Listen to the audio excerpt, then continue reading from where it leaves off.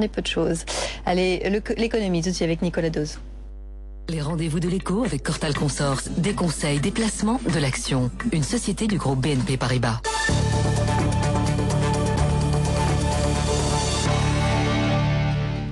Bonjour Nicolas. Bonjour Karine. Alors on commence avec cette information révélée par la Tribune.fr qui est confirmée. Henri Buzicazo quitte le poste de délégué général de la FNAIM pour avoir contesté ses méthodes. Les données de la FNAIM ne sont pas fiables. Elles ne rendent pas compte de la réalité. La fédération minimise volontairement la gravité de la crise. Voilà ce qu'assène Henri Buzicazo. La goutte d'eau qui fait déborder le vase, elle tombe avec le dernier communiqué de la FNAIM qui nous dit les prix dans l'ancien ont augmenté de 3% en avril comparé à mars. Un chiffre qui n'a aucune valeur en fait, car il a été calculé sur moins de 6000 transactions réalisées sur cette période. Ce départ forcé de la FNAIM lève enfin le mythe du nuage de Tchernobyl que la fédération entretient depuis des années.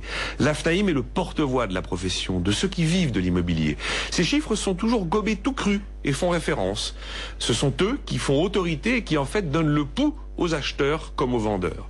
Alors dans ces conditions, hors de question d'agiter le chiffon rouge, hors de question d'annoncer des mauvaises nouvelles, hors de question d'admettre que le marché se retourne véritablement. Surtout, il ne faut pas refroidir l'acheteur en lui disant la vérité. Alors à tous les coups, la fédération nous joue la même musique. Pas d'inquiétude, le marché ralentit en douceur, les fondamentaux restent bons, blablabla, jusqu'à nous vendre 3% de hausse dans l'ancien au mois d'avril. Alors Nicolas, Henri Buzicazo est remercié pour sa liberté de parole. Il dénonce un système dans lequel la FNAIM refuse de voir la réalité de la crise et dans lequel elle diffuse des chiffres qui agissent comme des antidépresseurs sur les vendeurs et les acheteurs.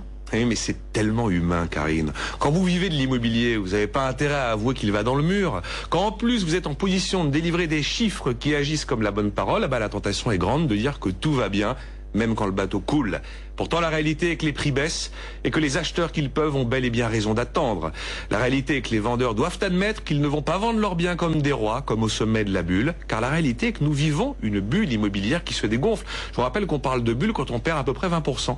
Eh bien aujourd'hui, ce sont les transactions qui chutent et demain, ce sera le tour des prix.